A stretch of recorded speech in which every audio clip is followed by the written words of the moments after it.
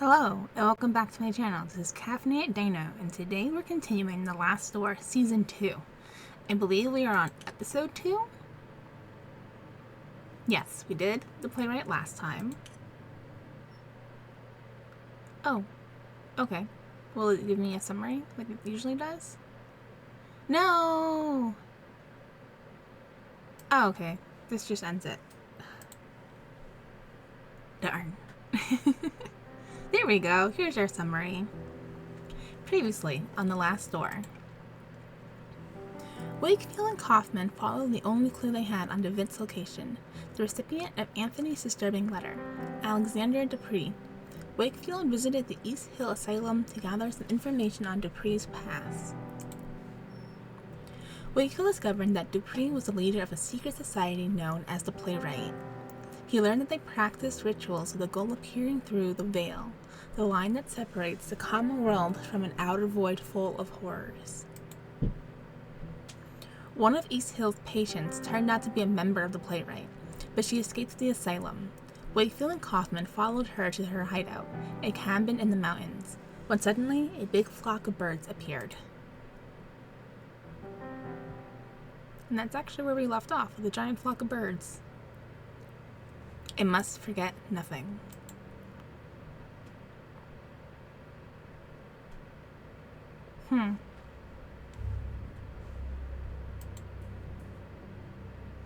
Everything must be set. What did I pick up?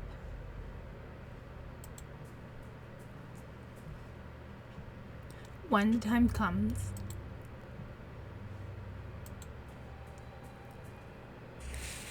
And I am visited again.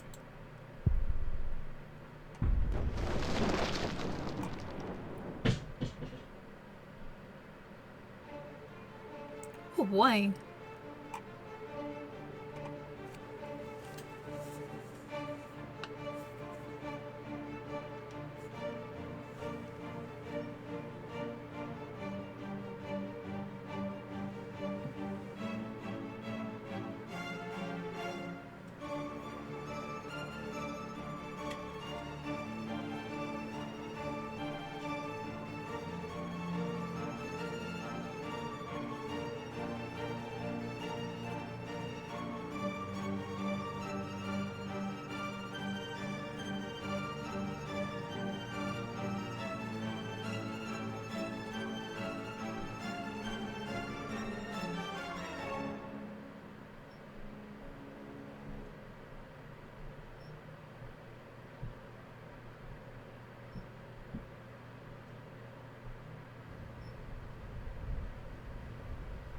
For a moment, the sky was dark.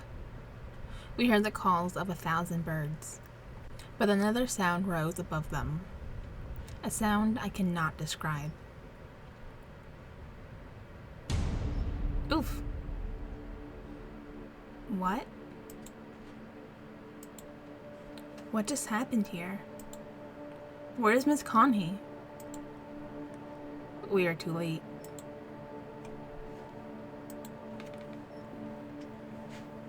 It is ashes.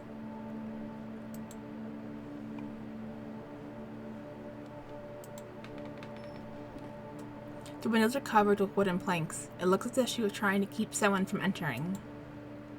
Or something from getting out.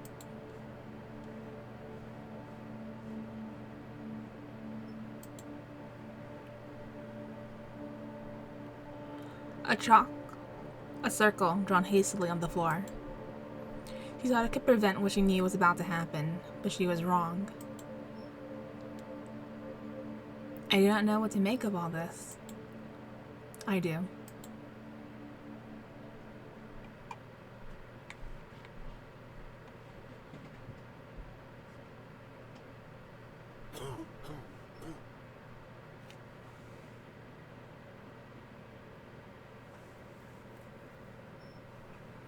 Are you alright, Kaufman? It is nothing, mein Freund. Just a bit of a cold. Now, my Freund, I think we should talk. In light of the events we have recently witnessed, the matter cannot be delayed any further. You must make an important decision. It is not yet too late to go back to our daily lives. If you do not want to continue, you must forget all about your patient, Jeremiah DeVitt. You will have to keep to yourself everything you have learned about the mystery of his disappearance and never talk about it again. But should you wish to continue the search, you will need to accept the consequences, whatever they may be. Please do not take the decision lightly. The path ahead is not without peril. You know my answer already, Kaufman. I must know what happened to DeVitt. So be it then. As you may already realize, this matter involving your patient transcends limits of psychiatry as we know it. We are not dealing with the effects of trauma or the demons of the subconscious, at least not in the terms we are used to. We are dealing with something old, something dark, a sinister truth that has been buried deep for generations. This man, Alexander Dupree, and his organization, I think they seek to uncover these secrets, and I fear they might have already. Miss Connie's fate, whatever it was, must be related somehow, but my knowledge of this area is simply not sufficient. We must pay a visit to an old friend, someone I never thought I would want to see again. The man who introduced me to the extended scientific field of the occult. My mentor, Professor Adam Wright.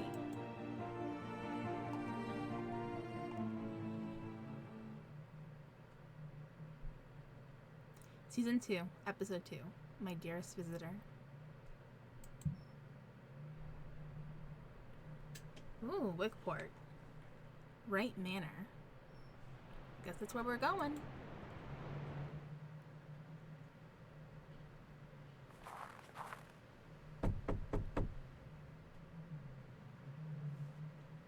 I doubt he is away this time of day. Perhaps he cannot hear us from the front. Let us try the back door. Wait, didn't give him a chance.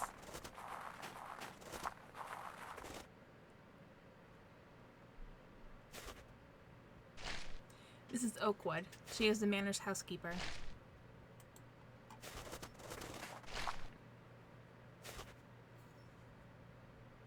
Yes?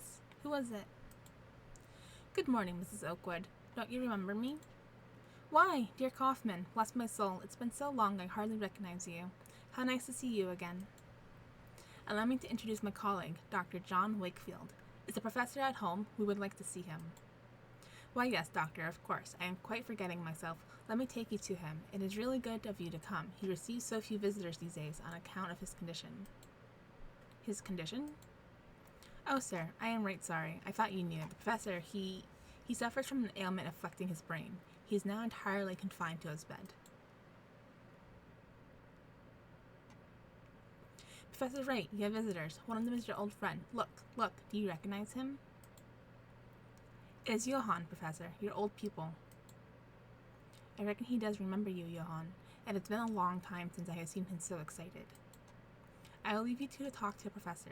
It may be difficult to keep him on one subject for long, but oh, it does him such a world of good to speak with old friends. Should you need my assistance, I will be in the backyard.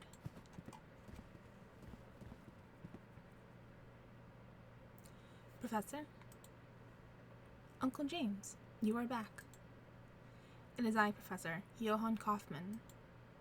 Where is Father? Where has he been taken? He suffers from some kind of memory loss. Yes, I'm afraid he will not tell us much in this state. If we could but stimulate his memories. Maybe then he can tell us of his research, something to unravel the mystery of the playwright. Perhaps we have few other options in any case. Let us try. Why don't you explore the manor? There may be some objects we can use to jog the professor's memory. Meanwhile, I will try and talk to him about the time we researched together. That could also help him remember. Oh, well, if we had the mask from last chapter, that would have been useful. Now I wondered, what if I had stayed? A large wardrobe of engraved wood. Nothing else in this room?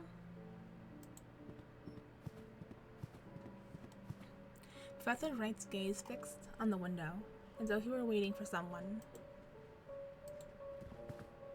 The snow is falling outside, slow and silent.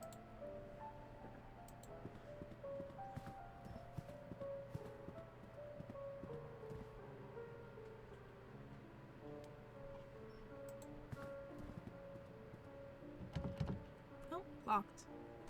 The sign on the door reads attic. A lamp provides a soft glow that somehow lacks warmth. An engraving on paper. The script is from a language unknown to me.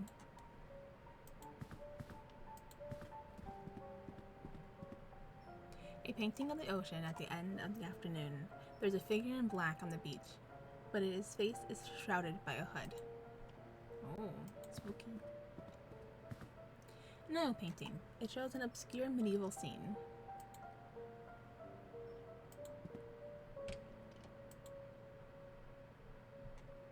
Okay, a bathroom. Though I see myself in the mirror, the reflection is strangely distorted. A large porcelain tub, its hefty weight supported on 4 blackened iron feet. A thin ring of damp residue around its interior suggests recent use. A common radiator.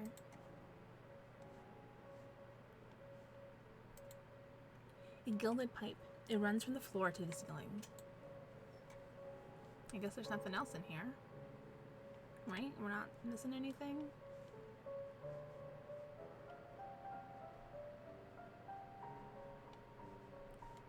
Okay.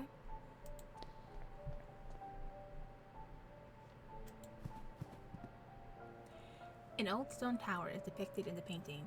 Thorn vines have slithered across the entrance, forming a swarming blockade that almost seems to come alive when stared at for too long. Locked. It won't open. Downstairs we go, I suppose.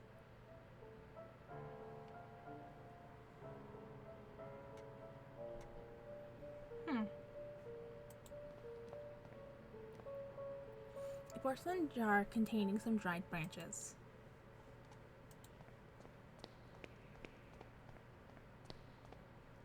A portrait of Professor Wright. His appearance was quite different back then. An imposing, inquisitive figure.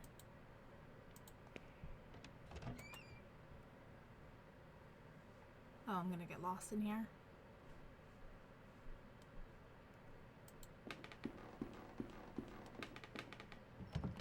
Locked.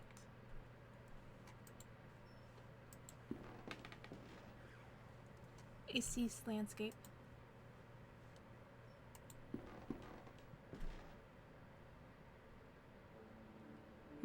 Kitchen?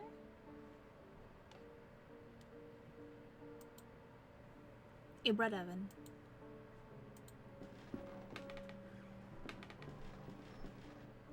Various ingredients. Glass jars filled with spices and pickled food.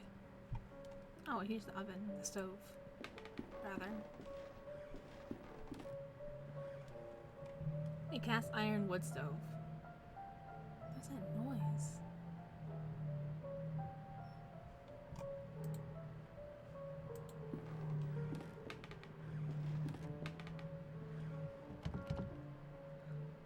A door is locked shut. A small sign reads basement.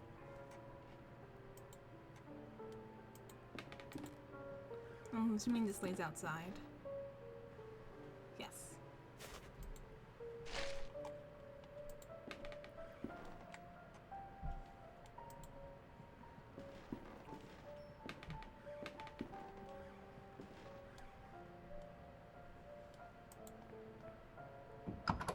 Oh, that opens.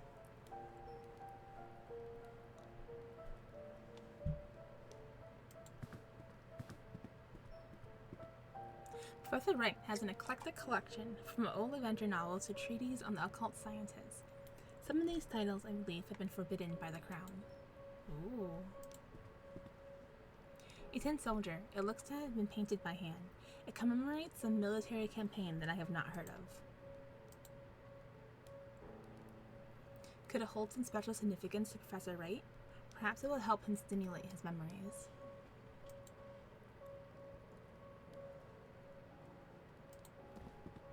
Oops. Okay. The fire burns fiercely, rendering the air thick and heavy in the room. A painting of the cliffs of this region.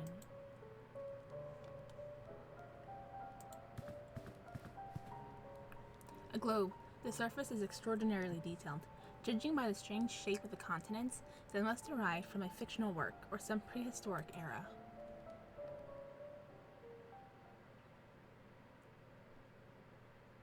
What do you want me to do here? Oh no. This is a puzzle.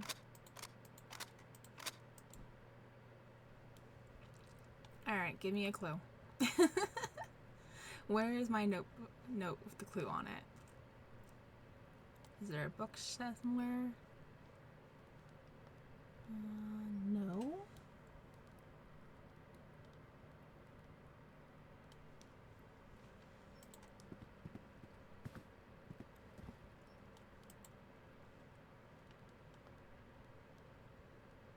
Don't see a hand icon.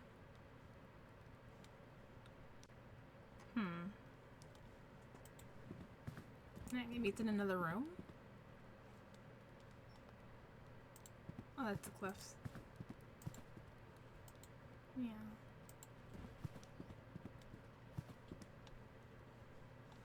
Okay, maybe in another room then.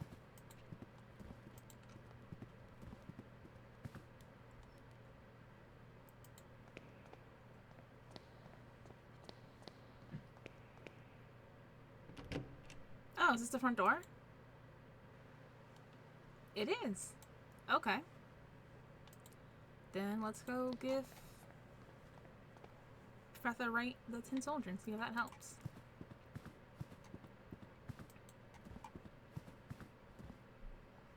This one? Yes. Do you recognize this, Professor Wright? Sergeant Downing was sent to the front. That man returned was not Sergeant Downing. My dearest visitor, he will know where to look. Oh, what a time we will have. Your visitor? What do you mean, Professor? He will have seen the map, and he will know the Book of Travels. The Book of Travels? Yes, yes. He will work it out, but it must not be too easy, no, but he will find the prize, I am sure. Prize? What on earth is he talking about, Kaufman? Something concealed, something precious. In his adult state, could he have hidden away parts of his research? He was always a proud man. He would not easily have forgotten his most groundbreaking work.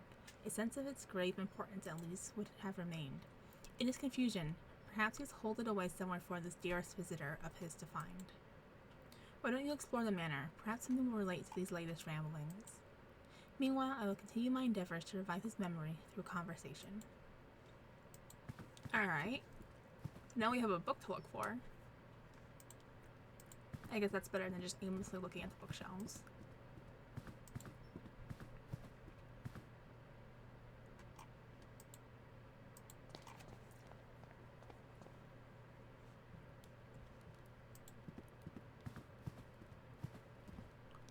There's a large volume here, quite worn. It is an illustrated edition of the Travels of Marco Polo.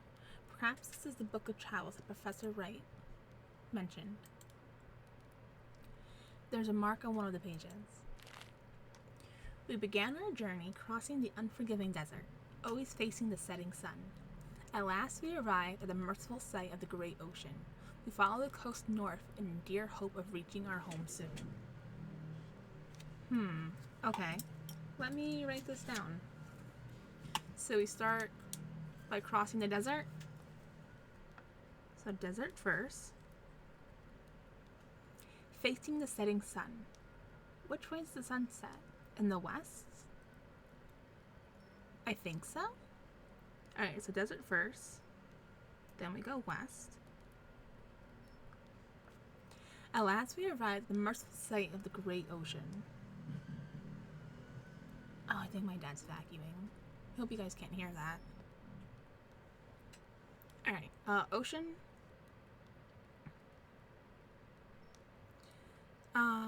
And follow the coast north.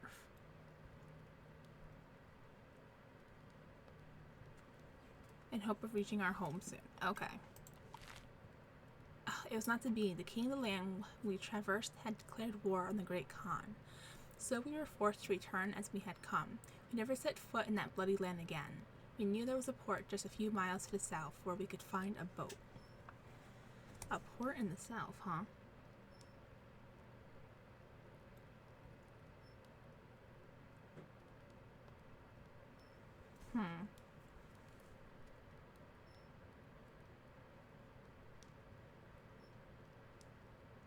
Okay. Our sea voyage was short, as our sails billowed with the powerful southern winds. We reached the most eastern cape and landed there. Our backs to the sea, we marched forth and soon reached home.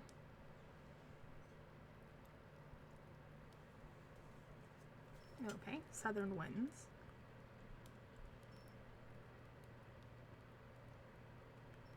Nice of my pendant tie.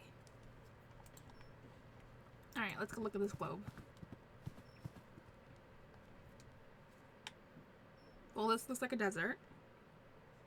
So, desert, west.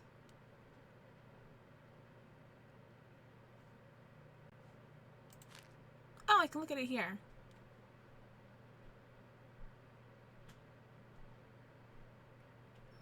Always facing the setting sun.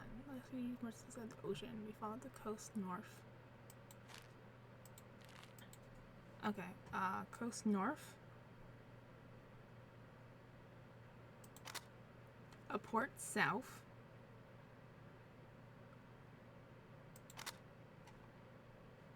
And then southern winds, but does southern winds mean coming from the south or going south?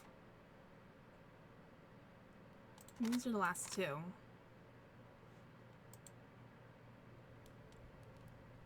Did I do anything?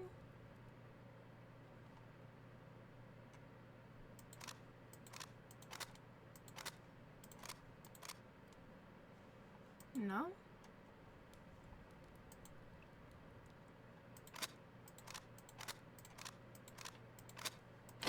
There we go. I had to re-click one. It seems I have triggered a hidden mechanism. A small compartment has opened in the globe. Well, give me it. There's a sealed letter inside. Take it. It is simply addressed to my dearest visitor. Kaufman needs to see this before it is opened. I would just open it, but okay.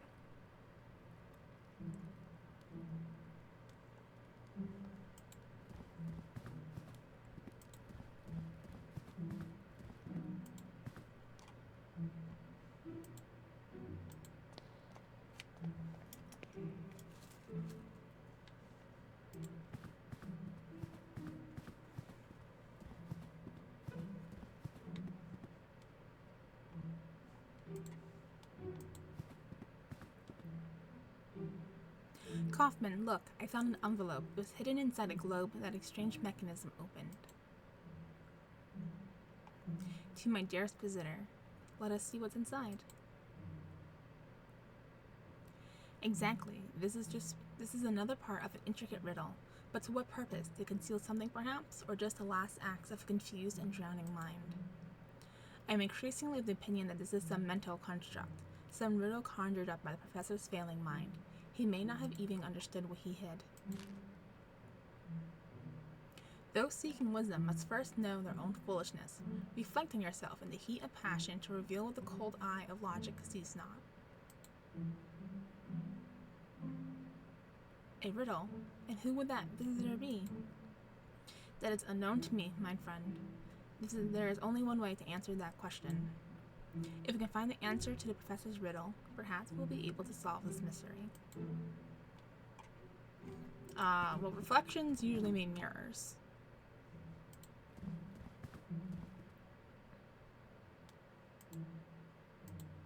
And the mirror was distorted, right? Reflect on yourself, said the riddle, and the cold eye of logic sees not. Could there be something here, hidden somehow? Ooh, maybe we gotta steam it up. Can I turn on the faucet? No? Okay. Turn this on? No? I need a heat source. I need a steam source. Alright, I guess the kitchen.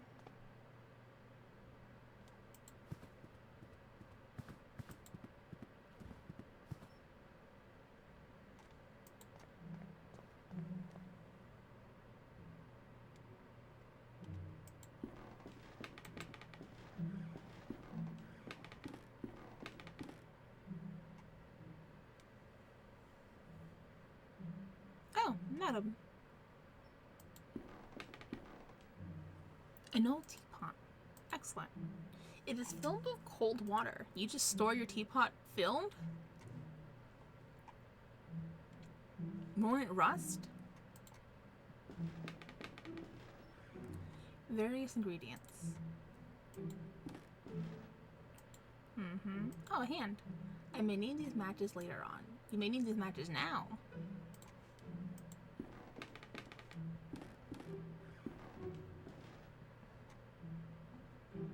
If I want to heat the teapot on the stove, I will need to start a fire first.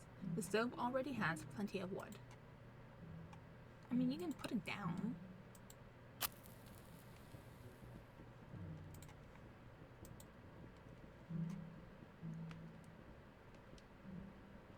Hot enough to steam, but cold enough that I can still carry it. The water will cool soon. Are we being timed? Don't time me.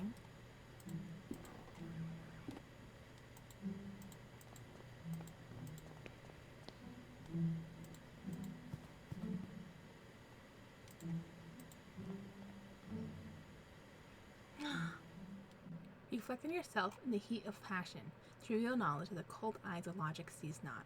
Condensation from the teapot's steam has revealed a hidden message. I'll add this clue to the letter.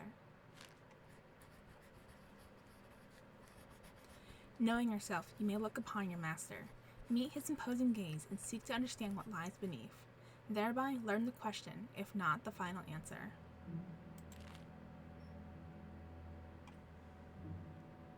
What does that mean?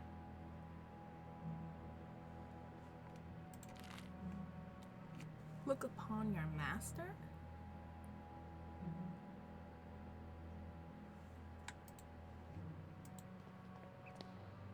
Is my master Kaufman? I mean, I don't know who my master is. Oh, I wanted to show this to Kaufman, but I guess not.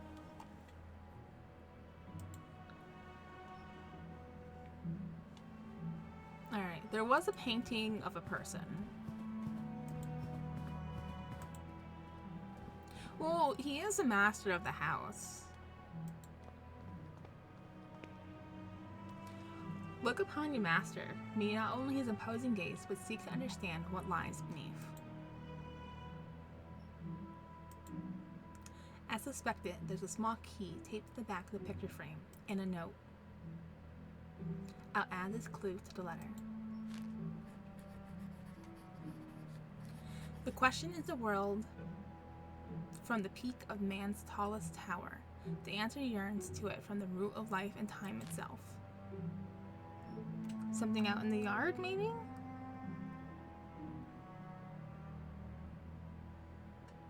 But where does this key go? Do you want to go out in the yard first, or go out to find where the key goes? Let's find the key first.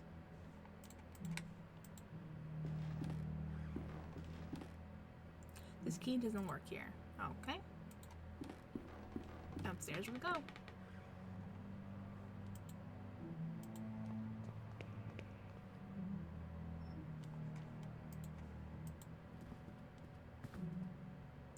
This key does not fit this keyhole. Oh, we didn't check the basement and the kitchen. Damn. Oh, okay.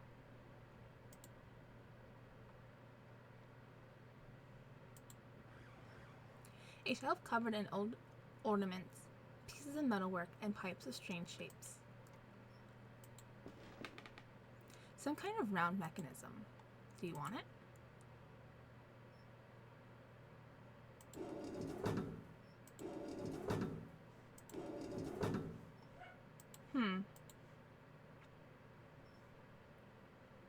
Okay, leave that for now, I suppose. An unusual electrical device. I'm unfamiliar with its function, but I can tell there's a piece of equipment missing. Can you? Oh, maybe this? A lever, perhaps?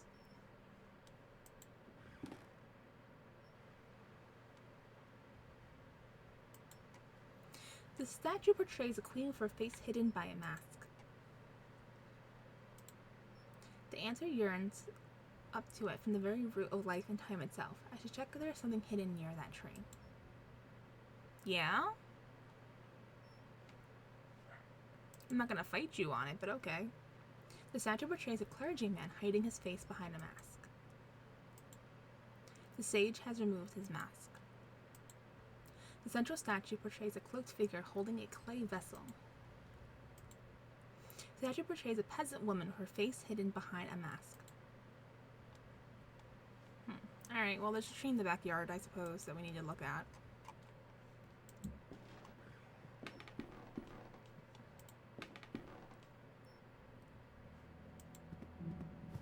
I don't have the key anymore, so I can't check the basement.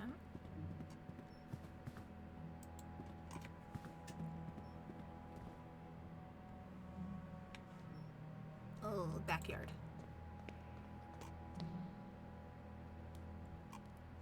This is not the backyard.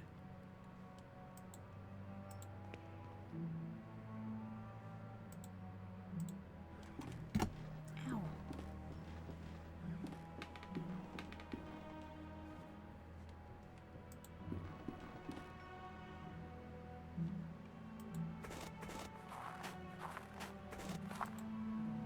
A thick layer of ice covers the pool of water. Alright, but this tree is the tree we wanted. It looks as if something has been concealed beneath the thick roots. Yeah? Another note and a key bound together. I'll add this clue to the letter. It is a truth our ancestors knew, with stone silence come to unknown. The key has been engraved with the shape of a feather.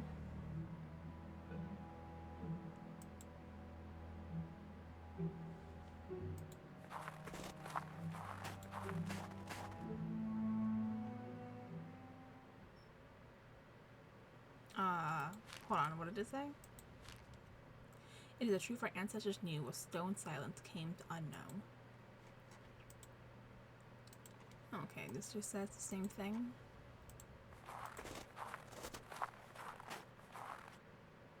When the four remove the mask of lies, the path to the grave will be cleared. Oh boy. Well, one of them has their mask removed. Jesus. Alright, so not here then.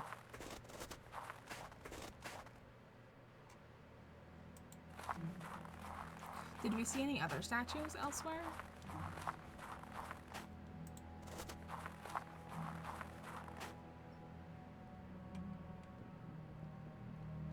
Ma'am, are there statues somewhere in this house that I missed? May I ask you a question, Mrs. Oakwood? Of course, Doctor. How did the professor become afflicted? The ailment runs in his family. Mr. Wright suffers from it, as did his father and his grandmother before him. It is a truly terrible thing, and to think all these years Mr. Wright knew what would become of him. May God have pity on his poor soul. The ailment that runs Professor Wright's family, do you know what its symptoms are? Well, I can't speak these very long words physicians use, but I can tell you what I see in him. Professor Wright hardly remembers the thing from the last 40 years. It is like he is a child again. With God's mercy, it has now gone so far that it torments him no longer. Do you know, is Professor fond of puzzles or riddles? Indeed, yes. He has long been an enthusiast of every mind game you can imagine. At better days, he would host parties every other month. Themed soirees, he called them. Oh, those were good times. It seems so long ago now. I'll leave you to your work. Thank you for your assistance. Have a good day, Dr. Wakefield. Feather key. Oh wait, basement.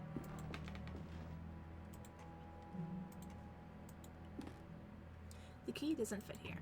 Okay. Well, we're looking for a statue anyway.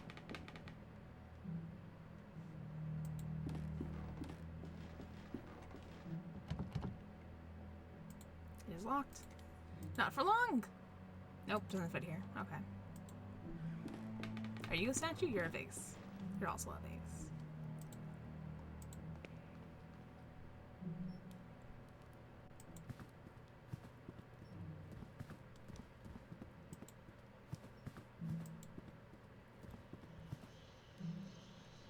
What the hell was that noise? Oh, there's a door here. I didn't notice that. It is locked. I can hear the racket of many birds on the other side.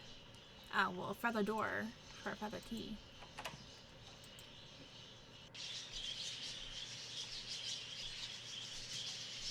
This is so noisy.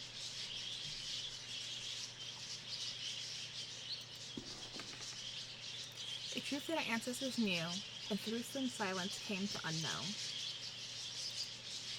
There's a small compartment in the base of the bus. Inside this, a note. That only by entering the gnashing jaws of primal horror. Primal horror?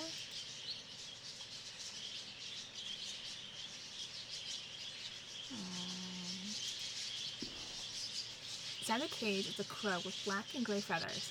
The sign reads Corvus Cornex. Inside the cage is a small bird with black and white wings and a feathered crest. The sign reads Upupa Epops. We're gonna have to remember this. This bird is black with a yellow beak. The sign reads Turdus Marula. The bird inside has a gray breast and brown wings. Passer domesticus. A curious bird with long legs. The sign of the cage reads Porphyrio alieni. There's a bird with pale brown breasts inside this cage. The sign reads Lucinia negrinastros. An embroidered cloth carries this cage. On it is written, if the birds are silent. The phrase trails off.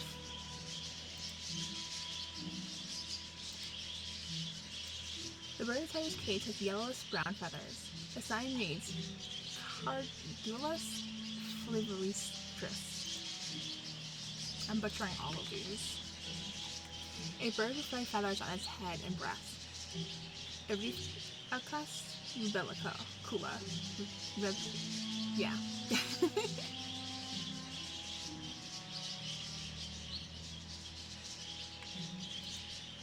Alright.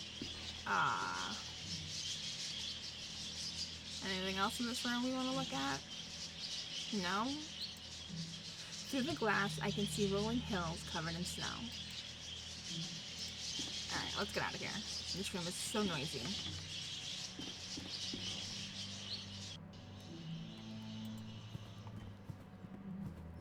Primal horror, huh? Was there a monster statue? Not in the backyard. Definitely not in the backyard.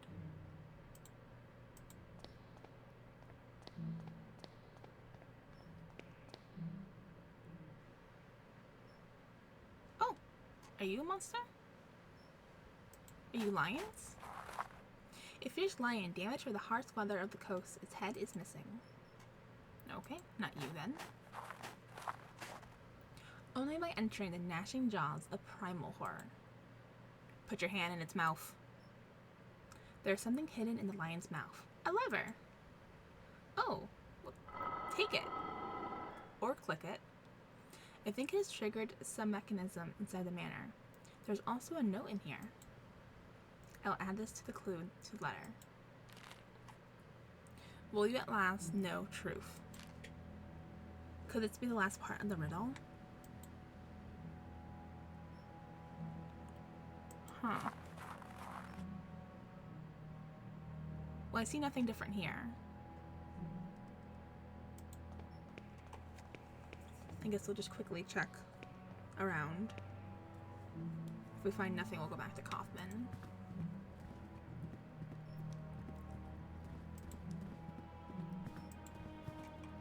Nope.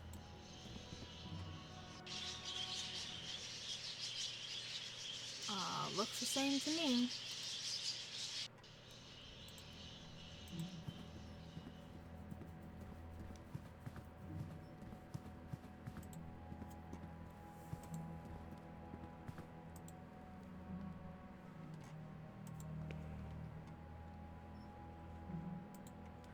Are you open? Still locked.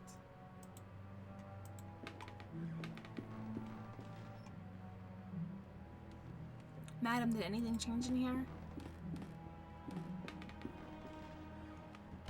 Nope.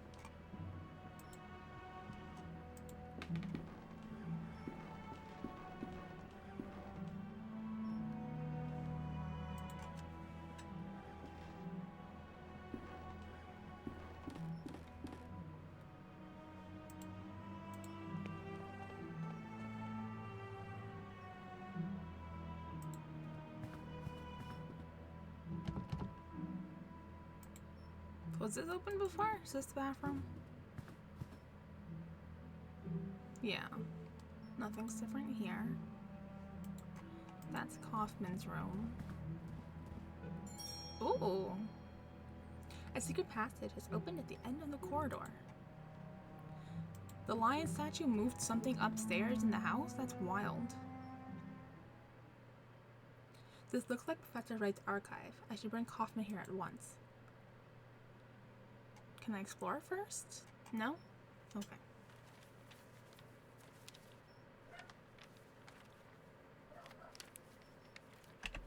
Oops. Experiments, 1885. Let us see. Have a look at this. Be careful. There's a small key inside the folder. 1st August, 1885. Results at last.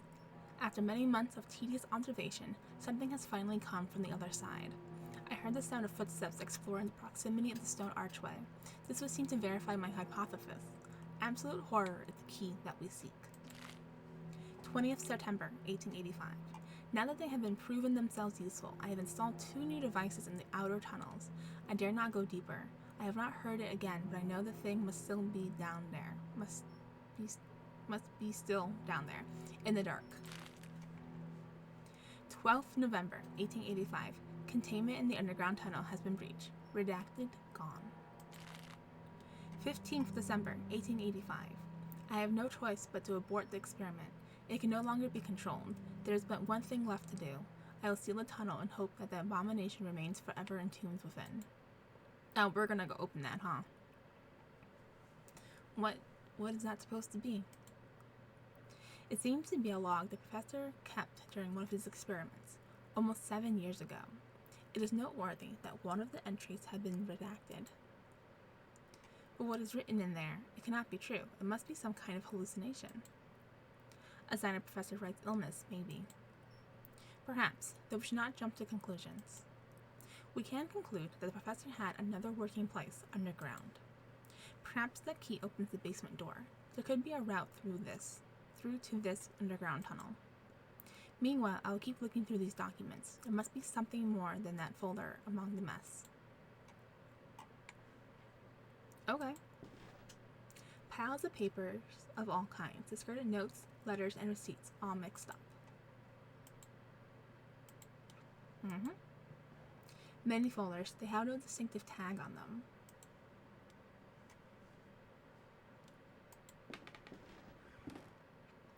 A long series of folders with dates on them, in complete disarray. Some shredded paper. It appears to have been notes. Alright, and what's this thing that's calling my attention? Is that of framed silhouettes? Under each is an inscribed plaque.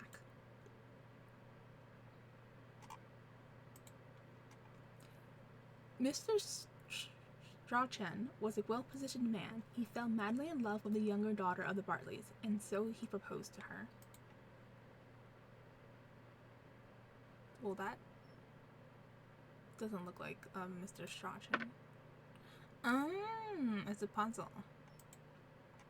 Young Agnes fancied the idea of marrying an older man, but she always hid her feelings from her mother. Okay. Mrs. Bartley did not take her eyes off her daughter and watched them at all times. Well, that looks like a Mrs.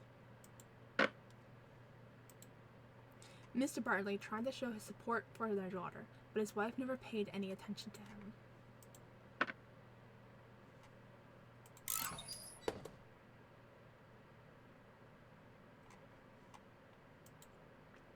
compartment has opened in the wall. Oh.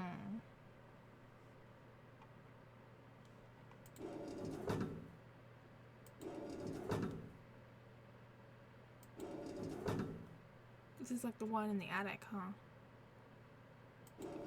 Is it only 2 symbols? Yeah. This is like a maze. Do I need to remember this?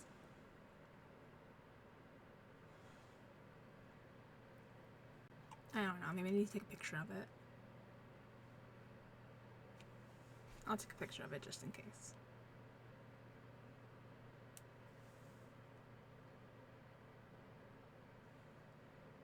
Alright, let's go to the basement.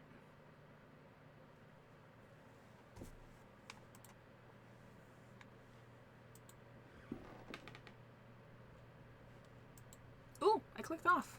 Jesus. Sorry.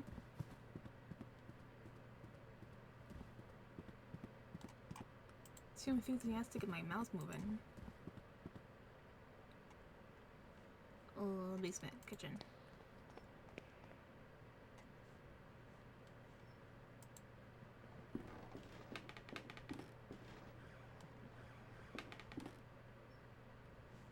Madam, don't mind me. Just exploring your home.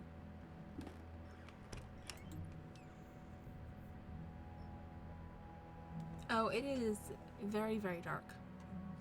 It's completely dark in here. I feel a cold draft coming from the front. I have matchboxes. I have matchboxes. I have matches. Oh god, it's so short-lived. I'm gonna get jump scared.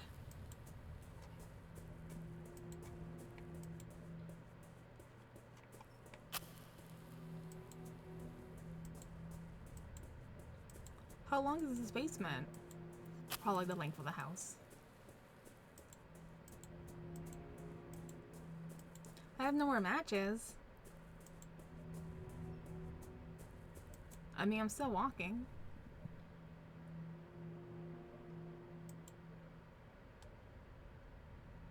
I'm not walking anymore. I can't see.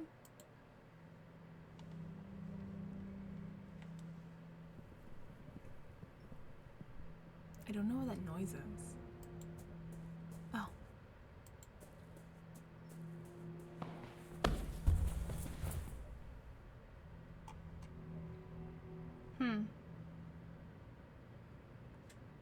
Just a hole in your basement? I've fallen through a hole. Where am I?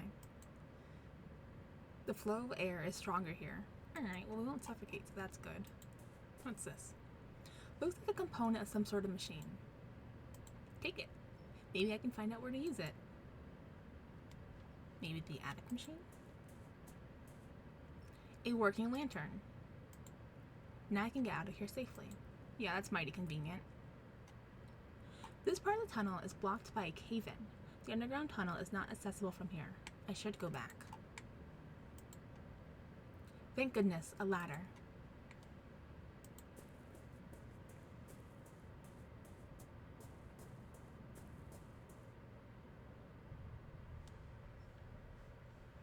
Well, now I can see if there's anything worth exploring in here.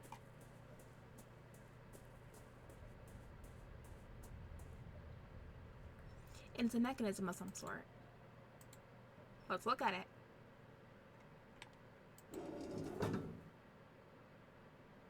An open door? A not open door.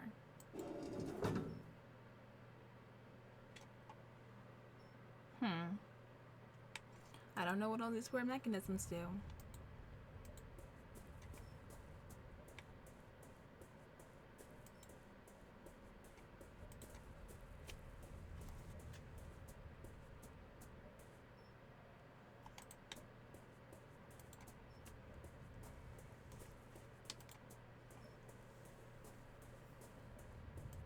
Didn't see anything else. We can now access the tunnel mentioned in the Professor Wright log. How can we find the missing parts of his research? I must talk to Kaufman about this.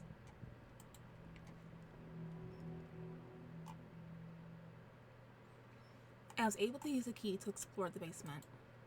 There's a large hole in the floor. One side of the hole may lead to some sort of tunnel, but it's completely covered in rocks and debris, so I could not tell for sure. Covered in debris, it sounded as if the professor had succeeded in blocking the entrance to this underground area. It is unfortunate for us. I made some progress of my own, mind Freud. I keep saying Freud, and I know it's not Freud because there's an N in it. I think this can help us elucidate the next step in our search. Have a look.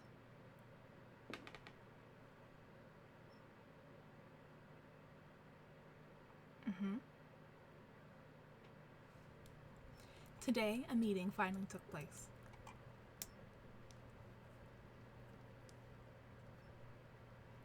You see, Mr. Wright, our organization is keenly interested in your research. We could reach an agreement to fund this project. First, we need to know the details. I understand. The main factor is the condition of the test subject, how open he is to suggestion. As you know, only the human mind can open a physical passage to the other side. So complete, absolute darkness will be required for the experience to result. A secluded place, completely isolated. A place that can only bring thoughts of what may be hiding in the dark. I have the perfect location in mind. But in total darkness and seclusion, how can the results of the experiment be studied or confirmed? That is precisely where your organization can provide help. I have designed a special device that would allow me to listen from a safe distance, but I lack the means to manufacture it myself. That we could arrange. But there's one last thing I would like to know. How would the experience be triggered? By means of a chemical compound of some sort? Do you mean a serum? Not at all. That would be of no elegance whatsoever.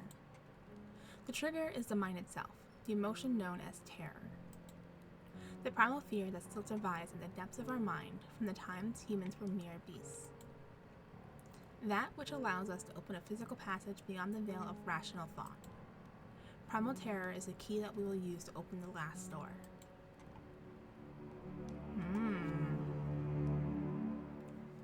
Could this organization be the playwright?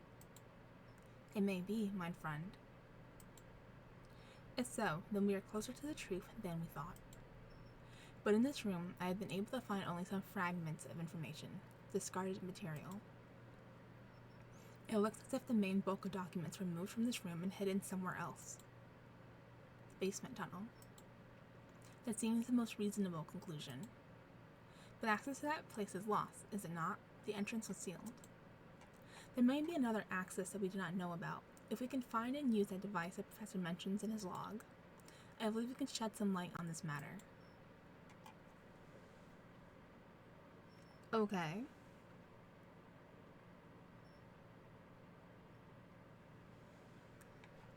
Maybe it's the statues? Hold on. I want to go check this. I think it will work now. Wait.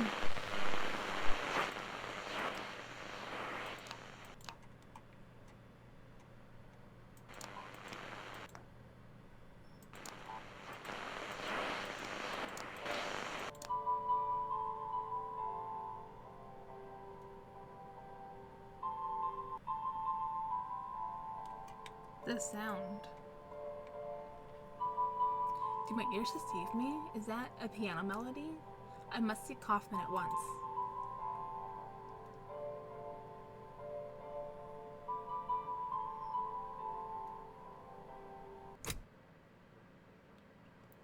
Not to say the obvious, but it sounds as if someone is still down there, playing the piano of all things. But how is that even remotely possible?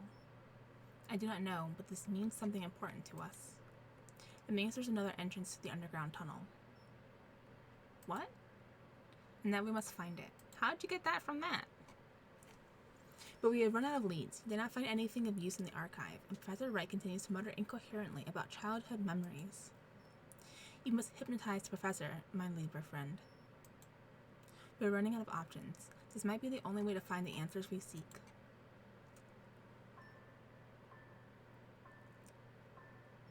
Look at this candle.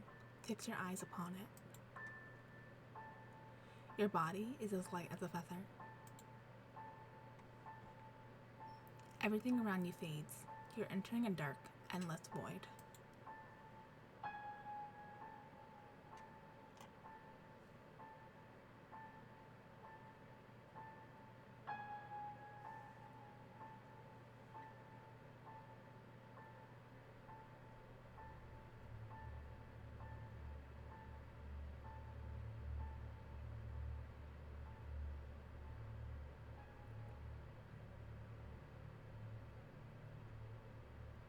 Listen to my voice.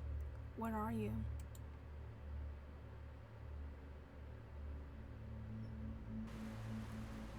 A great number of trees surround me. The sun is setting soon. I can go north and west.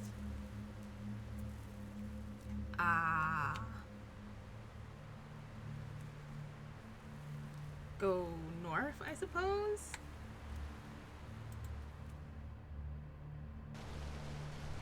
I stand beside a waterfall. It's not water that falls, but mud and rock from a great height. They fall and fall into a bottomless abyss. Behind the waterfall, to the east, lies a tunnel. To the west, I see the edge of the forest.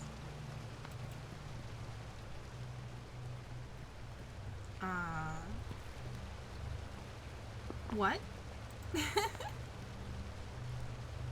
Mud and rock from a great fall. Behind the waterfall, to the east, lies a tunnel. To the west, to the edge of the forest. Alright, we want to go east? I'm assuming. I'm in a dark tunnel. Oscar is here as well. He's upset. He yells at me. He begs me to stop. The tunnel divides into many passages. I can go north, south, and west.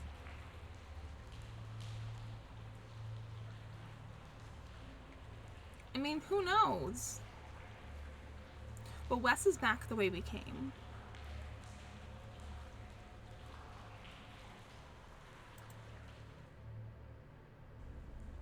This passage ends here, an empty cave, a big round hole in the wall. Behind it, I can hear the sea. Go back. Alright, so then go north this time? I'm in a large open space with a piano. Something stands next to the piano. I can't see it clearly. Its face. The tunnel stretches into the dark. You walk down the tunnel.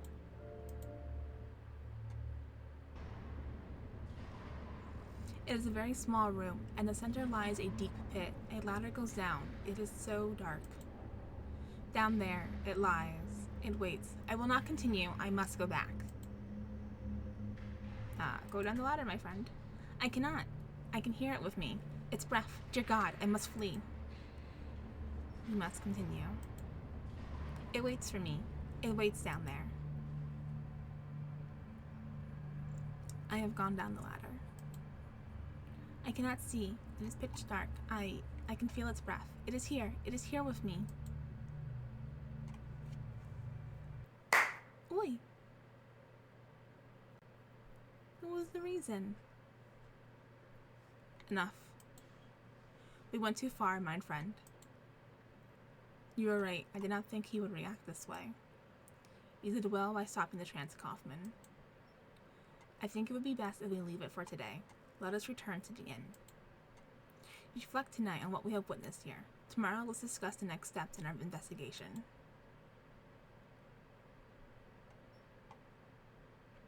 January 21st, 1893.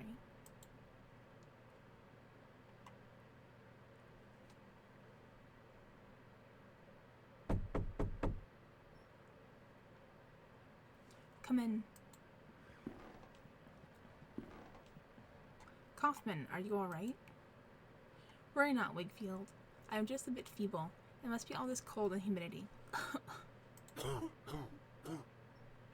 Nothing serious.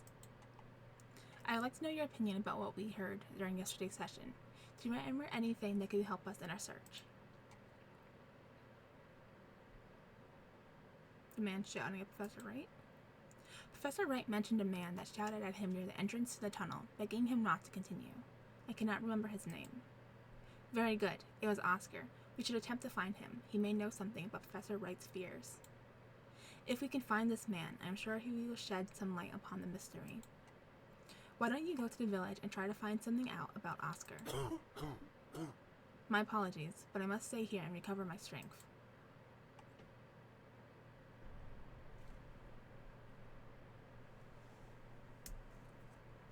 I guess we're going to the town square?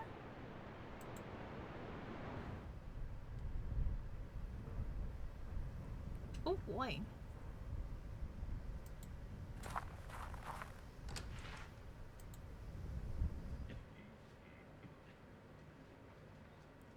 This is a bar? This lady's dressed rather elegantly for someone who came to drink in a place like this.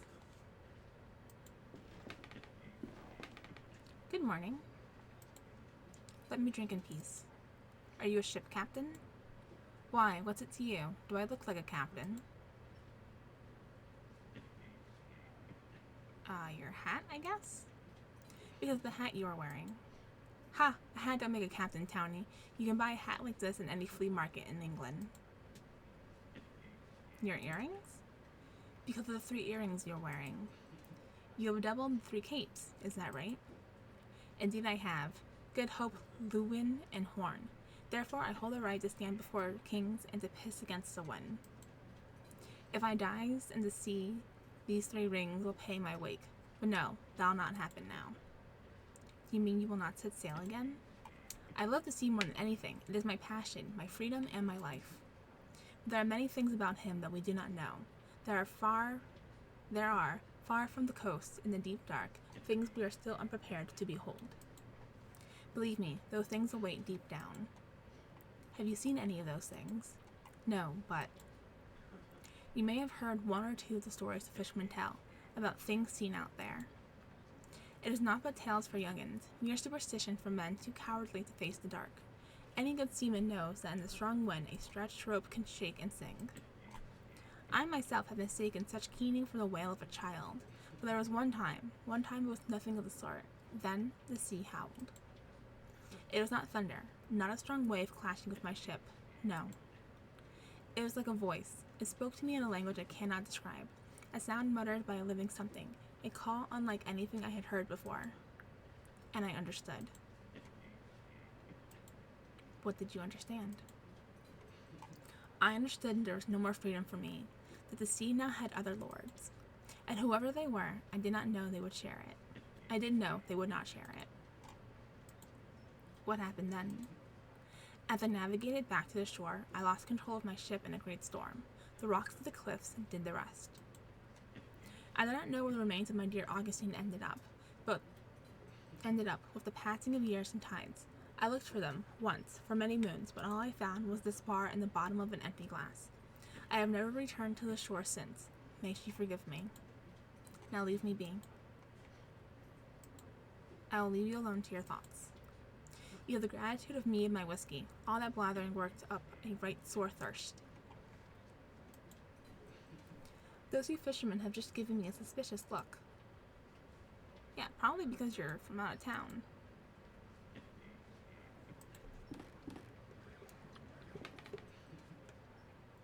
Good morning. You want a drink? Man sitting in the corner. What is with that man on the corner? Fred? You can ignore him. He's a sad, lonely drunk. You know a man named Oscar? You mean Father Oscar? You can find him in the church when he's not in here. It's right outside. Have you met Professor Wright? Professor? Sure. Saw him every day when as a youngin'. Always involved in the village. He was la-di-da alright, but folks respected him. He got stuck in. Didn't last though. Shut himself away, started getting visitors from out of town. He stopped coming to the village eventually. Last I heard, he'd gone crazy. None of us know for sure though. Been years since I saw him. I'll leave you to your work. Godspeed. Alright. We have an idea where, this Oscar might be.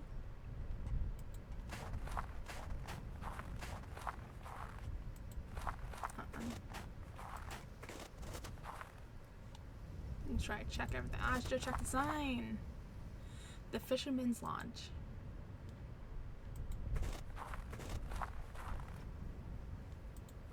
can't click this one.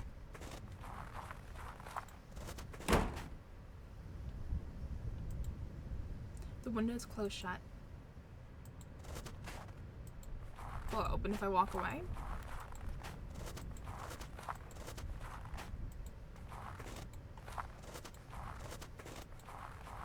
Nope. The window is shut tight.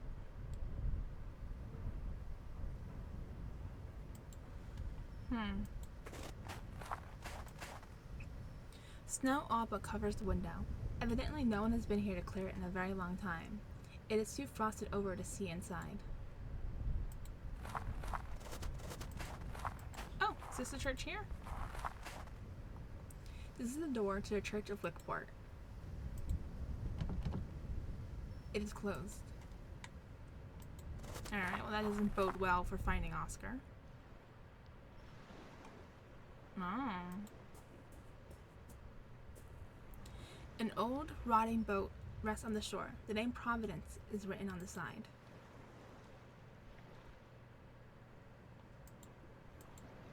Okay.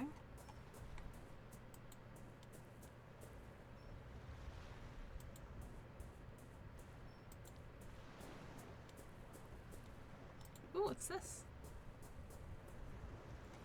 An old, rusty bronze bell, typical of a seafaring vessel. It is engraved with the name Augustine. Ooh, we can bring that to the ship captain. Someone may be able to tell me more about it. This old ship is completely wrecked.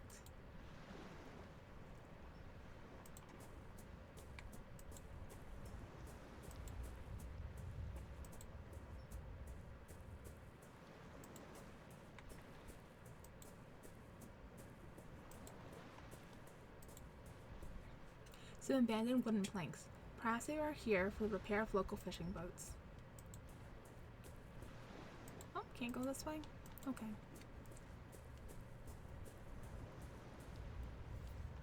Come on.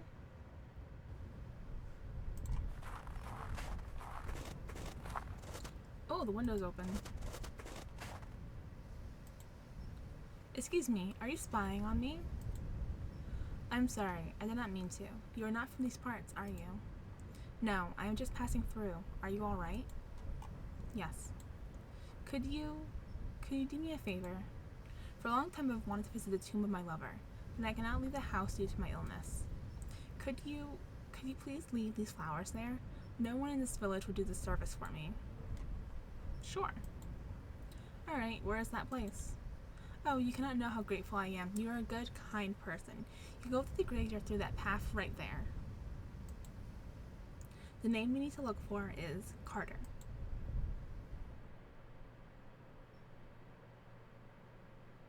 Oh.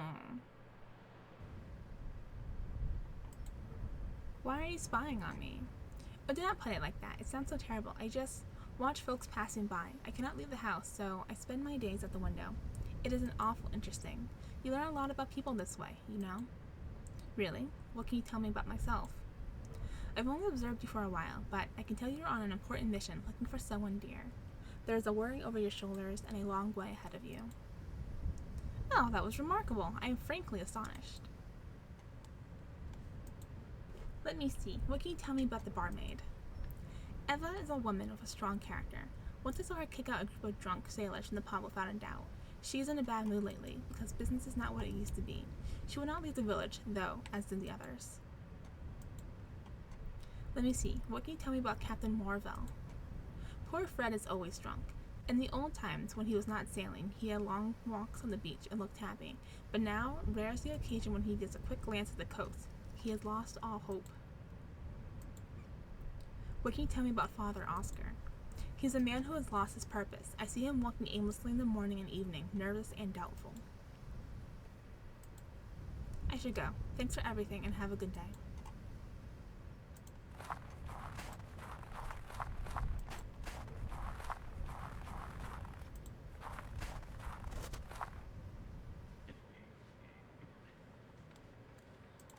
Would you like this? Why, that bell's from Augustine. My Augustine. Where on earth did you find it? I found it on the beach near the shipwreck. I thought I would never see it again. I will clean it and make it shine anew. Wakeport Beach. Our beach. Why? I must go. I must go straight away. Oh, to be reunited with my poor Augustine. What will remain of her? No, no, I dare not go. Oh, but I must. Good day to you, sir.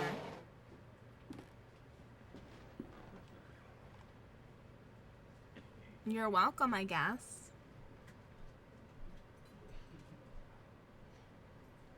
Should I follow him?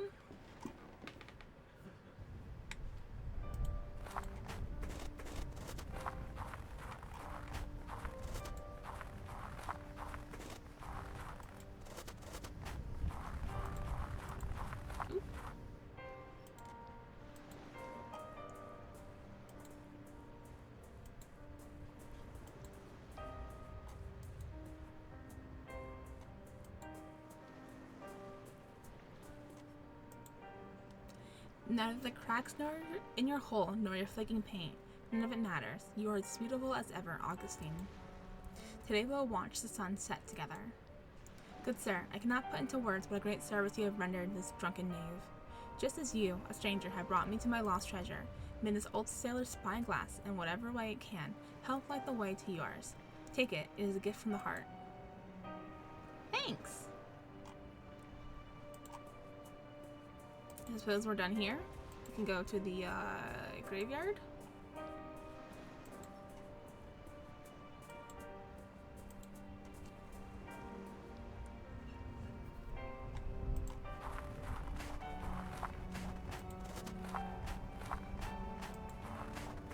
So I don't have a carriage this time. How do I go up here? Yes. Alright, let's go to the graveyard.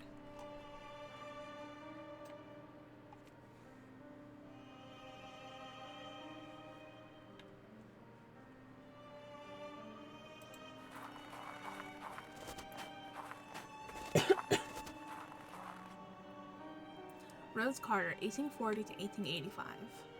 Is that who I'm looking for? Just the first one?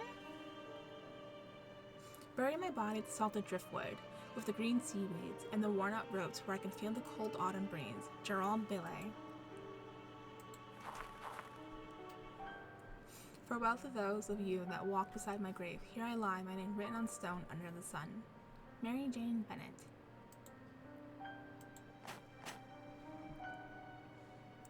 Do not bring flowers to this place, for rum is all I crave. Now I rest under the same stars I sailed when alive.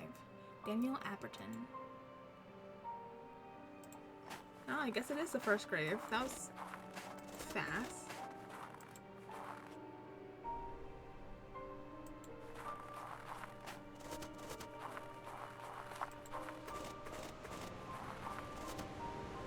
Hello? Good morning. I am Dr. Wakefield. You come from the town, don't you? You need an answer. I know by your accent. Be careful around these cliffs. This is no place for tourists. It's hardly a place for anyone now. You must be on your way. Strange things have been happening here. What do you mean? Seamen and fishermen alike swear to have heard voices in the rising tide. Inhuman screams, some of them say. And there are some who claim to have witnessed ungodly things in the dead of night. I once saw a ghastly thing crawling out there amongst the rocks. Screams, you say? People have heard screams coming from the sea? Bloody drunks, they see the sea howls at them, as if there was something new. That thing you saw on the rocks, can you tell me more about it? Late night it was, me on my boat, fishing. That's when I gets the best catch. Then I saw it, not under the water, as the others say. It was on a rock, perched there, like it was smelling for something. The shape of it, like nothing I'd ever saw before, not walking in the earth, nor swimming in the sea.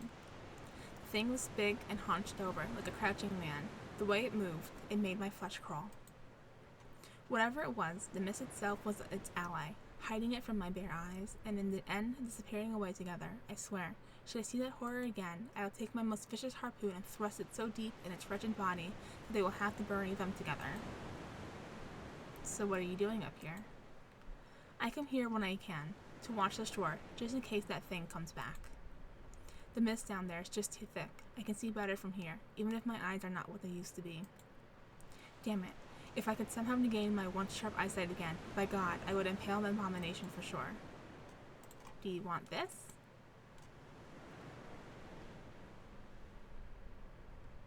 Here, will this help you watch the shore? Why, it is old to be sure, but this telescope has been patched up to a rare beauty. You have my thanks, stranger. I am indebted. Oh, what is that? On the cliff there. Well, below me. But if it isn't the Wright's old summer house, I thought it entirely destroyed. It looks like you can get there using the old cliff path. Excuse me, did you say the Wright's summer house?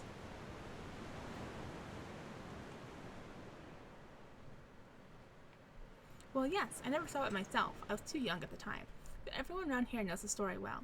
It was a terrible tragedy, you see. One night, there was a landslide just beneath the house. Most of the building fell sheer into the steam, leaving only yonder ruins. Many died, though by miracle young Master Wright was spared.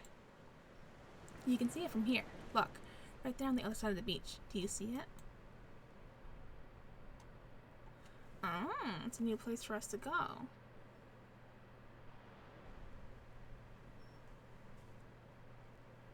Okay.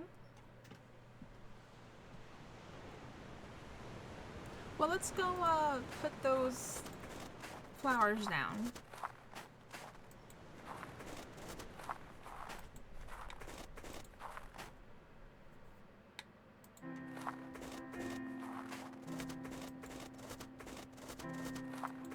It was the first one, right?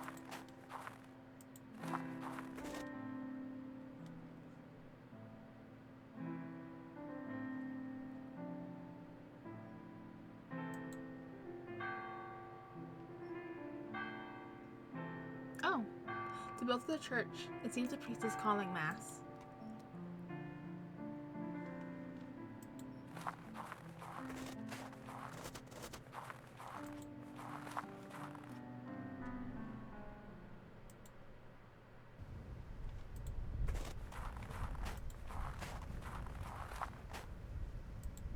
I did it! I left the flowers on your lover's grave, as you asked. Thank you so much. I am in your debt. I should go. Thanks for everything, and have a good day.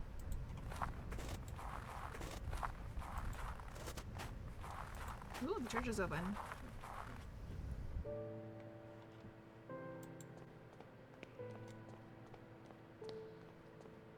Oh, it's boarded up. The window has been boarded up. A confessional. The workport serves a Catholic congregation.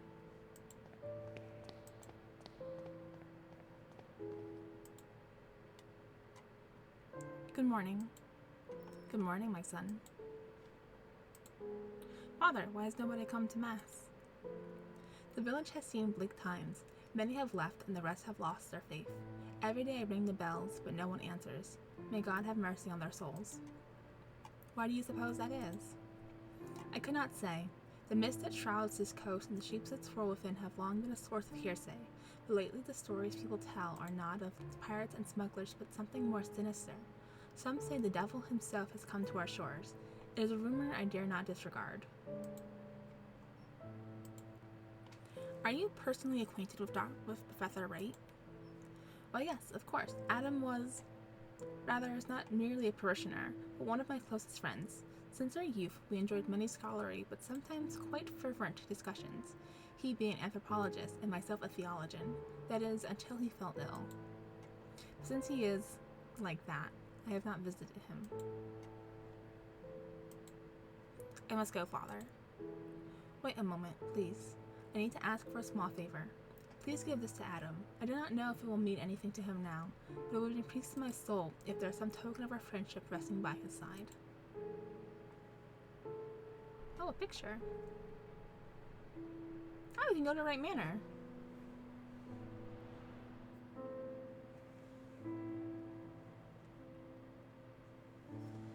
Okay. Should we go to Wright Manor before going to the summer house?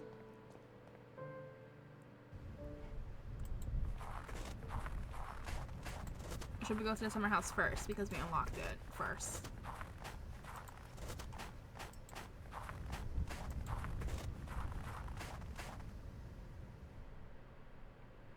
Oh, well, it's just a cliff.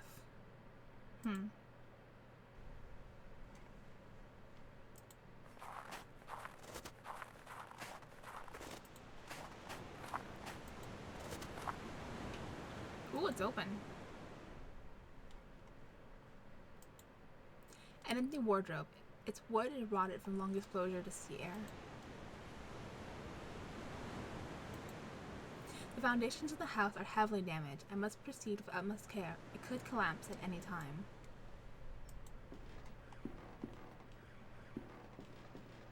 This landscape shows the house as it was before the landslide ruined it.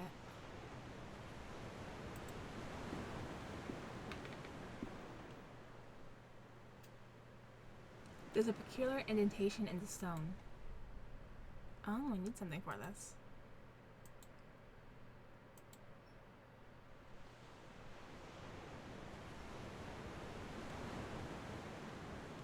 Alright, so I guess we go back to the right manor.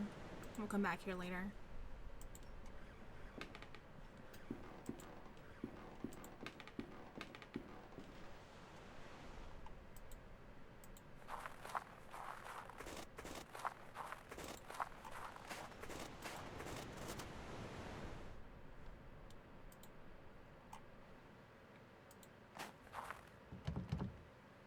Locked. The main door is closed from the inside. What is this? There's a strange ornament on the wall. I think I can move it. Move it? What? I'm just gonna turn all of these around. I don't know what they do.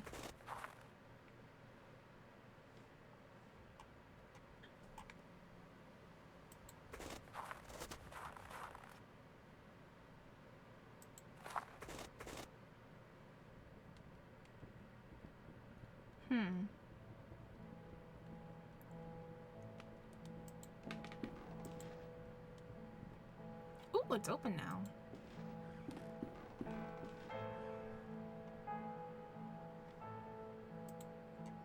A cage covered in embroidered cloth. The end of a phrase is written on it. A visitor will call. Oh, this one had a thing on it too, didn't it? If the birds fall silent, a visitor will call. That's what it says altogether. It's a simple wooden wardrobe. There's nothing of interest here. Oh, this must be Mrs. Oakwood's, right? Oakwood was her name? The housekeeper's room? There's a closed chest here.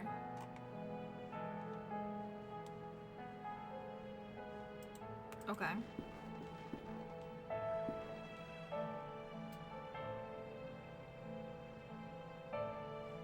Hold on. It said it was closed. It didn't say it was locked. There's a key inside. Take it. Mine now.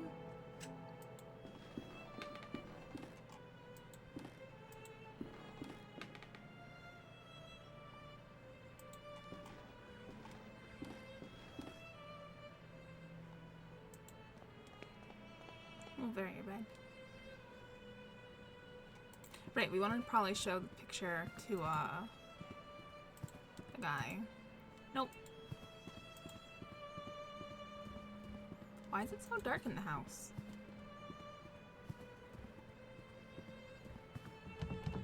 Oh, it's locked. Well, we have the key. The Professor Wright is not here.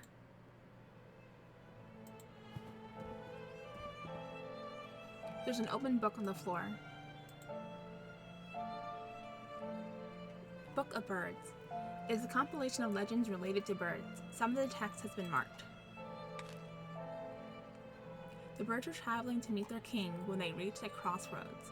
The wretched crow tried to lead them astray and onto the path of myths. Many birds followed him and were lost forever beyond that veil. Only the wisdom of the crested hopo? Oh, do I need to write this down? Hold on.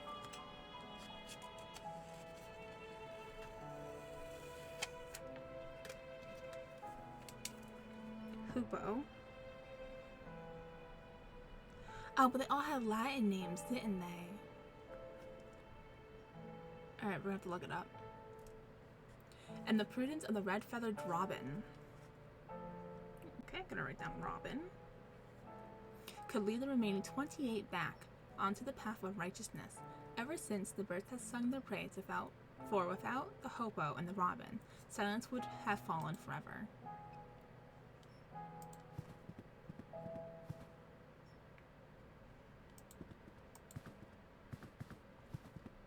I'm gonna guess that's who we have to put the cloths on the cage of.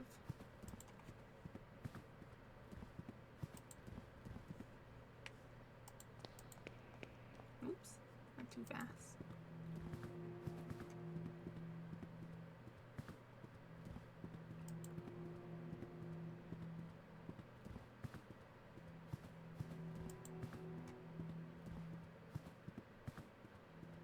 Oh, that room is so loud. Alright, let's wait here while I Google what the Latin name of a hobo and a robin are.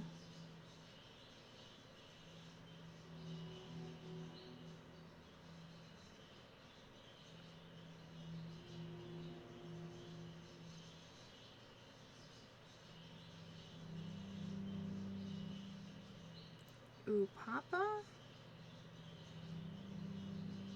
Okay. Oopsie. Papa. And let's check out Robin.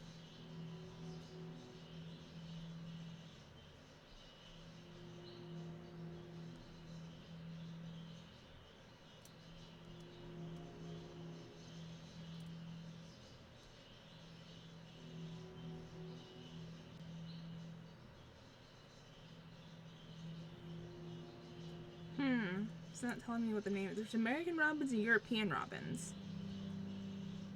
Maybe we need the European robin?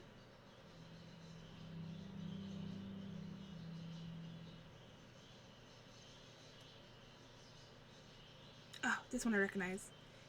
Erythacus rubicula. That's one of the ones I struggle with. So it's a European robin.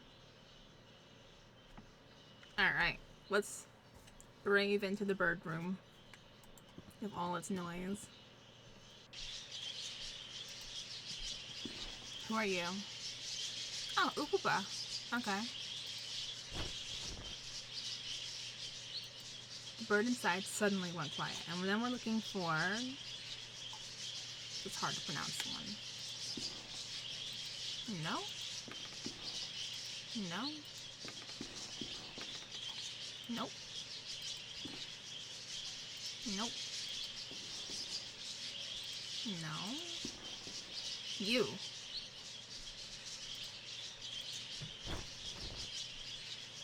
The bird inside goes suddenly quiet. All the birds have suddenly stopped their chittering. Oh, that sounds like a doorbell. It sounds as if there is someone at the door. I mean, we're not the housemaid, though, so it really shouldn't be us answering it.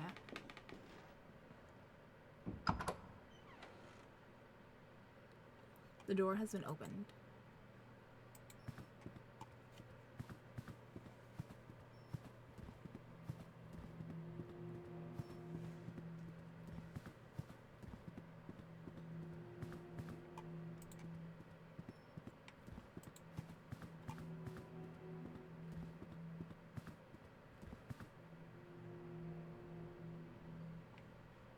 The door is open. Maybe Mr. Wright's back? Although I feel like he's too ill to allow.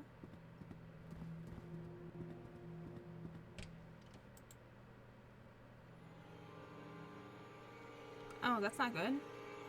Oh god, Mr. Wright.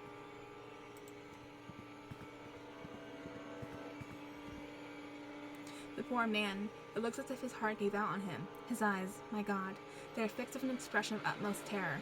Let me see. His fists are clenched. He is holding on to something. It's some kind of stone figurine. He's holding it tightly, as if it was protecting it from someone. The figurine is beautifully carved, but appears to be but one half of a larger artifact. And we took it.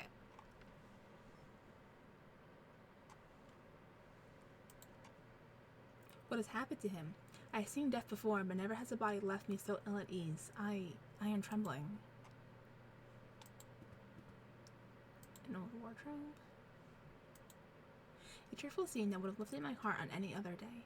It stands in stark contrast to the tragedy that's befallen this house.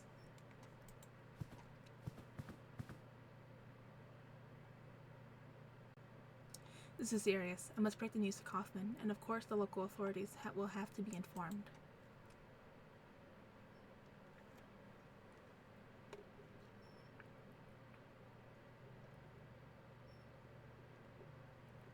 Kaufman, what is the matter? Kaufman. Do not worry, I have given him a mild sedative. So that's serious? Allow me to introduce myself. I am Dr. Armitage. The innkeeper called me because he was worried about your friend. Pleased to meet you. I am Dr. Wakefield. What are Kaufman's symptoms? Strong coughing, general feebleness, dizziness.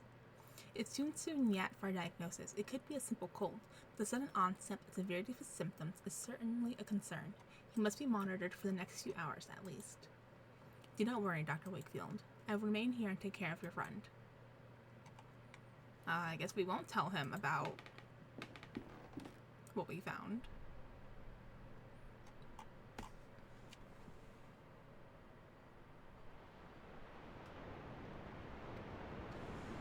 I don't know where to go next.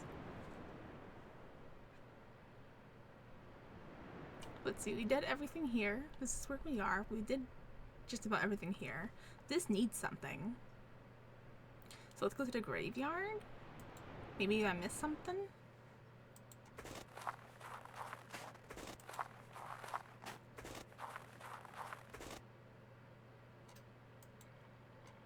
There's no hand signs.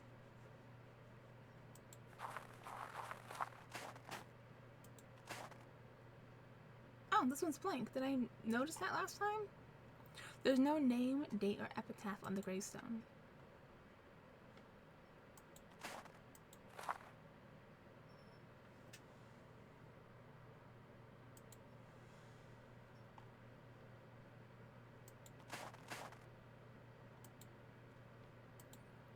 He's all doing the same thing as last time.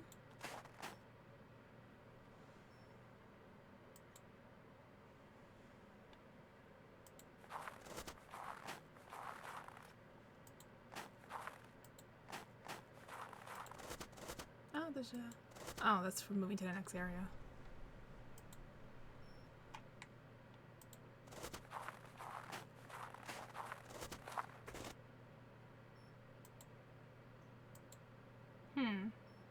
Maybe I need a shovel.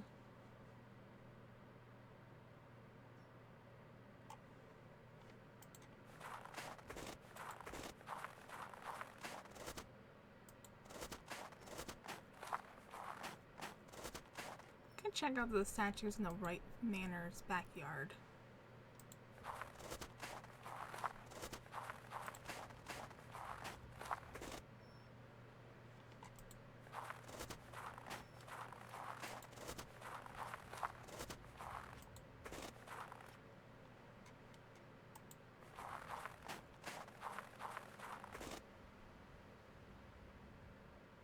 Path to the grave will be cleared.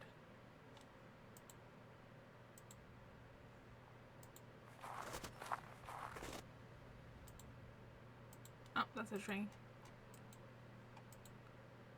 There's an empty hole where her face should be. Can I take the mask?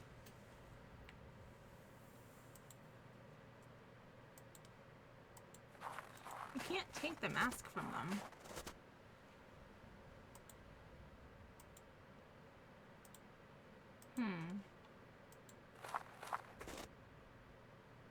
Before remove the mask of lies, the path to the grave will be cleared. Oh! The central statue portrays a close figure holding a clay vessel. The vessel has a small hole in it, just large enough to see a metal object hidden inside. Take it!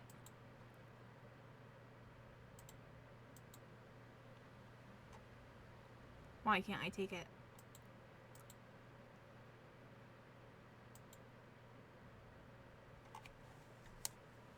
What are you doing to me?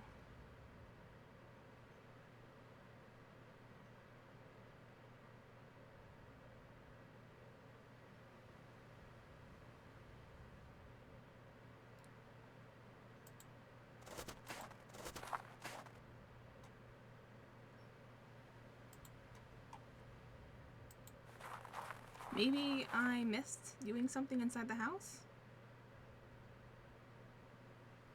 And he'll drop it?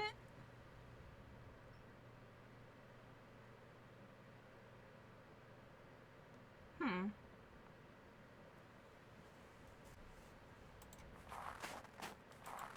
There was that round thing in the attic. Did I leave that on us? I took a picture of it. I don't know if I left it on the changed though.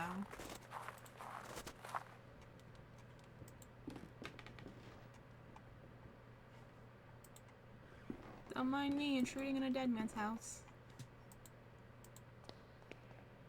Oh, this video is getting long. Oh, we're gonna walk so slow. God, it's dark.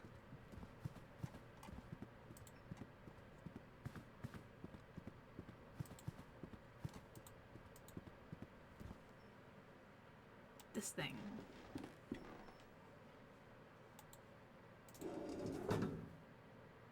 Huh.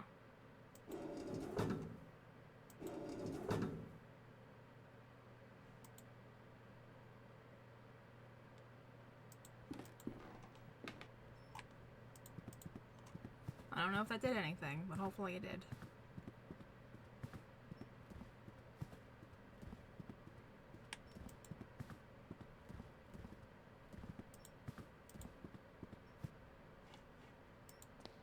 Nope, this one.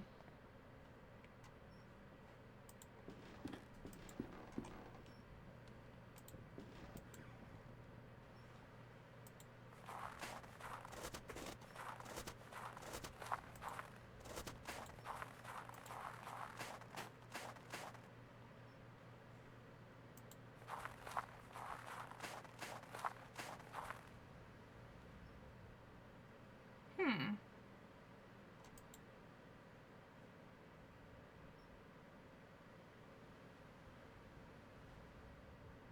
The statue's not looking at. Oh, she's moved.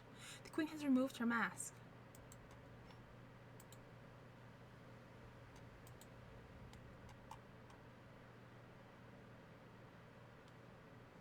Who hasn't removed the mask?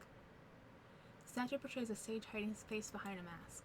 So he hasn't moved. How do I move him?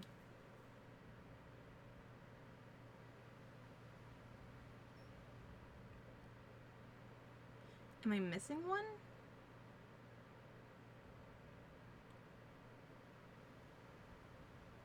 The one in the basement, maybe?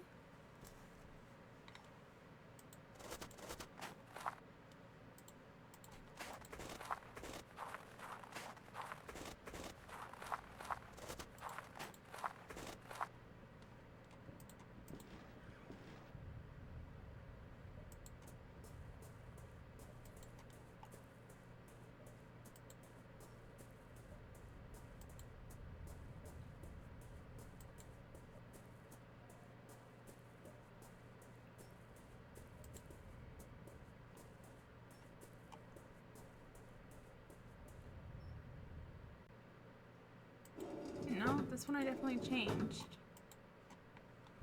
Hmm.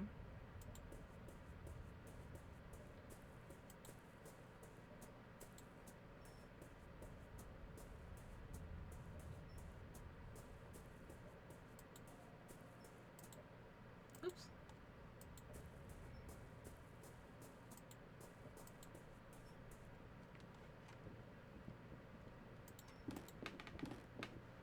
Alright, maybe we don't do anything with that metal thing. I know it's mighty suspicious.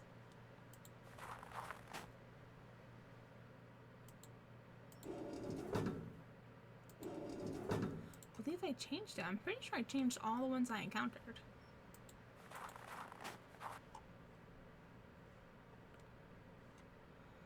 One in the attic we already checked, right?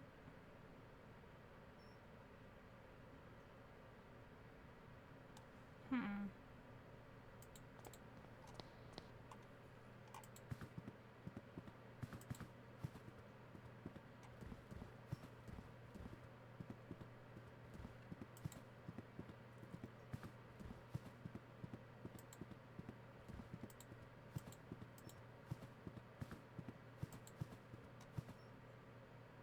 There isn't one in here. Okay.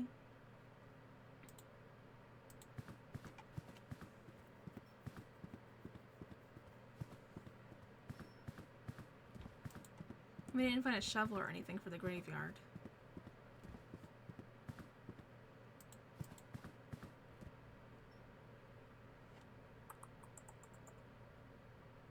What now?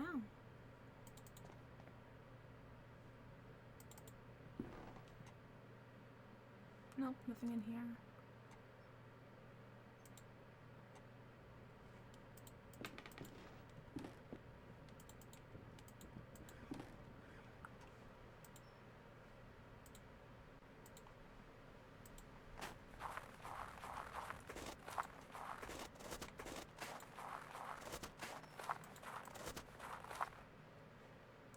Oh!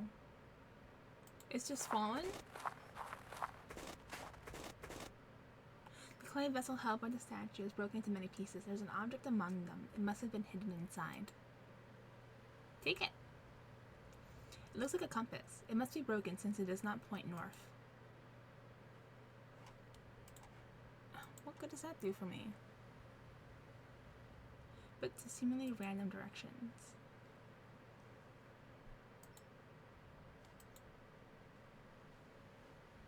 Okay, well, I don't know if that helped.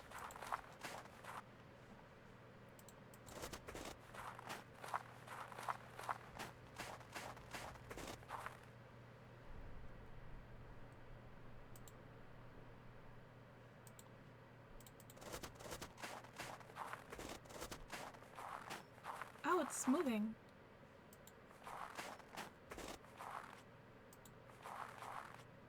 The compass points to this grave.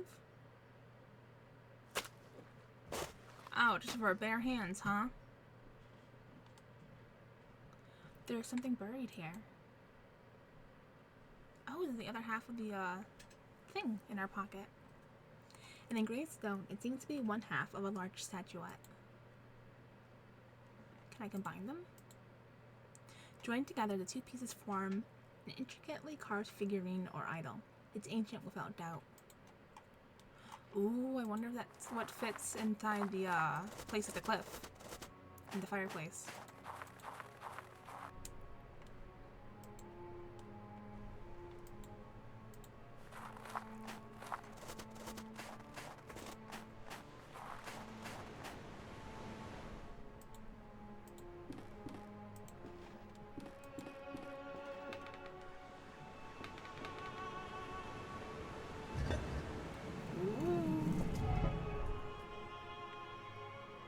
A trigger from secret mechanism. There's a passage behind the fireplace. It seems to lead into the cliff. Really? Oh. This must be the entrance to the underground tunnel. I must go on. There's a note on the floor.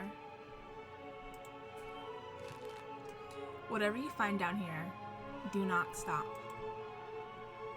Well, that's ominous.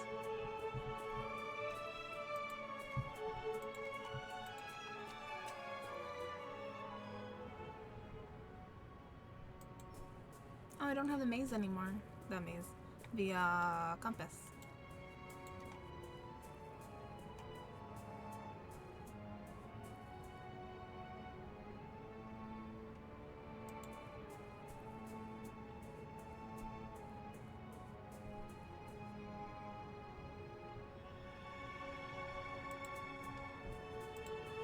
I'm gonna get lost in here.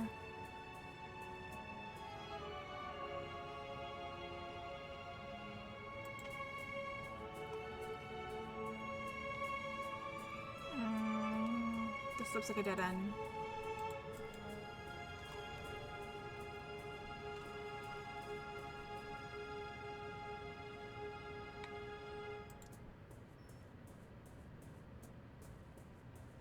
Nothing here. Okay.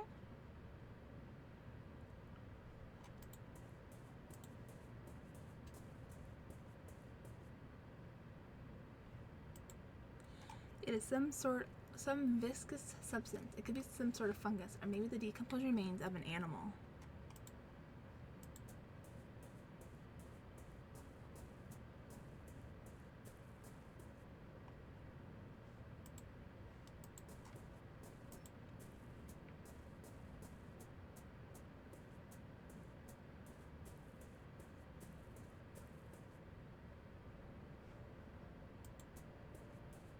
What's this? I can hear the piano music. These are human remains. The flesh is gone, but the bones look undisturbed. How long can they lain here? Why on earth did Professor Wright not alert the authorities? I must press on. What possible research could have led to this?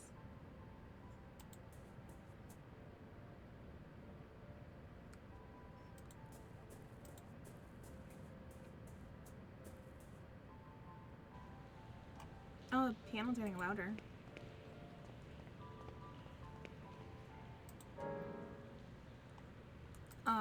That's not good. Oh, here's the piano. There's a grand piano placed in the middle of the room. There's a strange metal device hanging from the ceiling.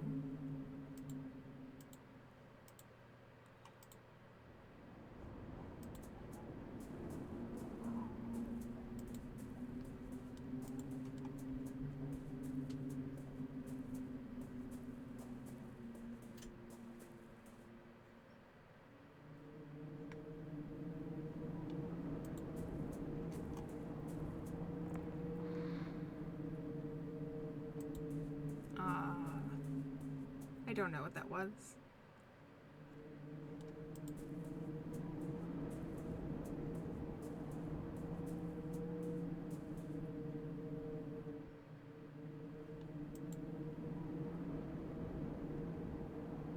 Strange metal device hanging from the ceiling.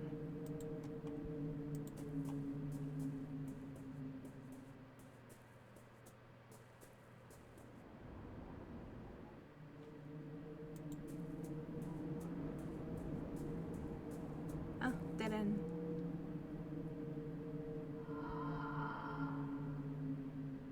Oh, don't jump scare me. A small passage goes into the brick wall. It is too thin to pass through. Okay, go back this way, I guess.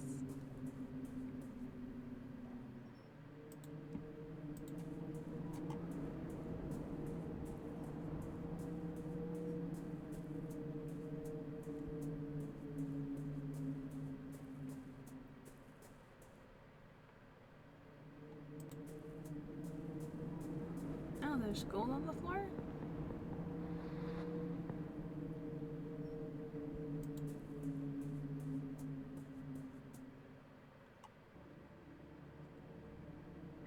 What is this place?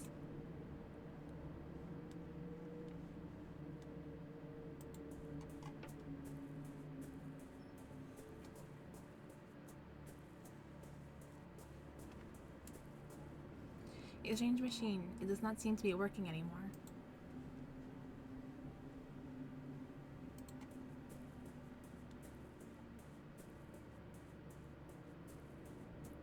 What's that, Springtrap? These clothes are torn down to unrecognizable shreds. There's a tag in here of 2 initials, H.A. There's a large archway carved in on the stone wall of the cave. Do you not want to get closer to it?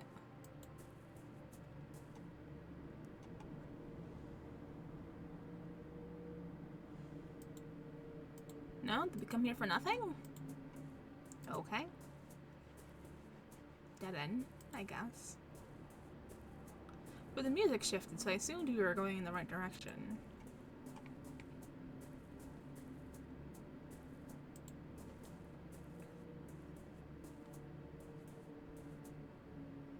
I cannot leave now after having come this far.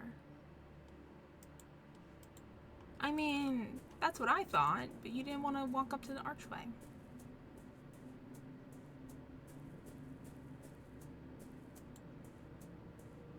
Oh, there's a note on the floor. I missed that.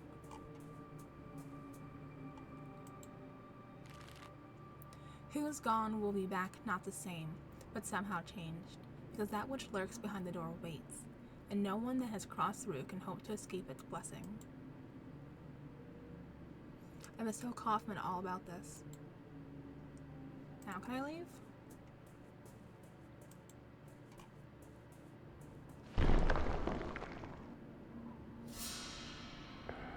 What was that? I don't like these noises. Part of the stone wall seems to have dislodged from it, leaving behind a dark hole.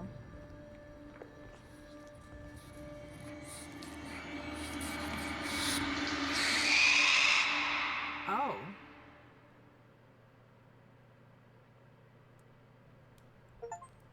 Fear itself. Complete the second episode. Oh, there's a chair missing. The adventure continues in episode 3. My dearest visitors created thanks to the generous support of players who participate in the crowdfunding campaign.